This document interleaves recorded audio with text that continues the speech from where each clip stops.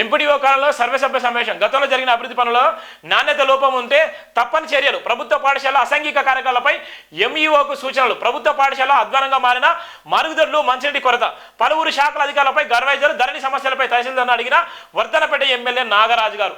ఇక్కడ ఉన్నటువంటి వర్ధనపేట ఎమ్మెల్యే ఇప్పటికే ఆయన ఒక ఐపీఎస్ అధికారి పదవి విరమణ చేసిన తర్వాత తొందరగా ఆయనకు అదృష్టం వరించి ఎమ్మెల్యే అయినటువంటి చరిత్ర కూడా వర్ధనపేట ప్రజలు ఇచ్చిన నేపథ్యం ఉంది. ఆ తర్వాత పోలీసు ఏ విధంగా అయితే మార్క్ ఉంటుందో, పోలీసులు ఏ విధంగా అయితే విశ్లేషణ చేస్తారో, పోలీసులు ఏ విధంగా అయితే అధ్యయనం చేస్తారో, పోలీసులు ఏ విధంగా అయితే ఆ ఇన్వెస్టిగేషన్ చేస్తారో అదే తరహాలో ఆయన పరిపాలన చూసుకుంటున్నటువంటి నేపథ్యం ఉంది. ఇక్కడ ఉన్నటువంటి నేపథ్యంలో ఇప్పటికీ కూడా ఏదైతే గత ప్రభుత్వంలో అవినీతి చేసిందో, గత ప్రభుత్వంలో అన్యాయంగా అవినీతి పరులు ఏ విధంగా అవినీతికి దగ్గరగా ఉన్న నేపథ్యం ఉందో అవన్నీ పక్కన పెట్టేసాన్ని నిజాయితీగా ఒప్పుకోండి. ఇవాళ లేదంటే చట్టపరంగా మేము చర్యలు తీసుకుంటామని కూడా హెచ్చరించిన నేపథ్యం ఉంది. ఆయన రివ్యూ చేసిన సందర్భంలో కొంతమంది అధికారులు కూడా రాలేదు. వాళ్ళకు కూడా చెప్పడం ఏదైతే అసాంఘిక కార్యక్రమాలకు అడ్డగా మారిన ప్రభుత్వ స్కూళ్ళు ఉన్నాయో అవి వెంటనే ఐడెంటిఫై చేయండి.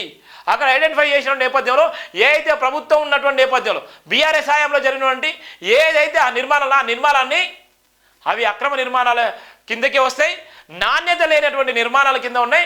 వీటి మీద చర్యలు తీసుకుంటా అవి ఆ డాటా కూడా ఇవ్వండి అని కూడా చెప్పినటువంటి సందర్భం కూడా ఉంది.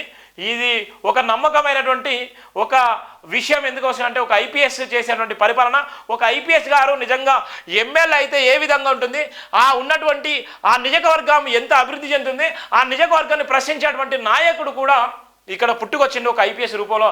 అందుకోసం వర్ధనపేట ప్రజలు ఇవాళ ఆయనకు అత్యున్నతమైన స్థానం ఇచ్చిళ్ళు, ఇవాళ ఆయనను అందాలం ఎక్కించిళ్ళు. ఇవాళ ఎవరికి చెయ్యని, ఎవరికి దొరకని, ఎవరికి అందనటువంటి ఒక మంచి ఆలోచన విధానాన్ని ఇవాళ రాష్ట్ర ప్రజలే కాకుండా ఇవాళ ఉన్నటువంటి నియోజకవర్గ ప్రజలు ఆయనకి ఇచ్చినటువంటి అభివృద్ధి, ఆయనకి ఇచ్చినటువంటి ఆలోచన, ఆయనకి ఇచ్చినటువంటి మెజార్టీని బట్టి ఇవాళ తన మార్కును కూడా వేసుకునేటువంటి నేపథ్యం ఉంటుంది, తన మార్కును కూడా చూపించుకునే నేపథ్యం ఉంది. ఇది వర్ధనపేట ప్రజల అదృష్టంగా భావించేటువంటి నేపథ్యం కూడా మనం చూస్తున్నాం.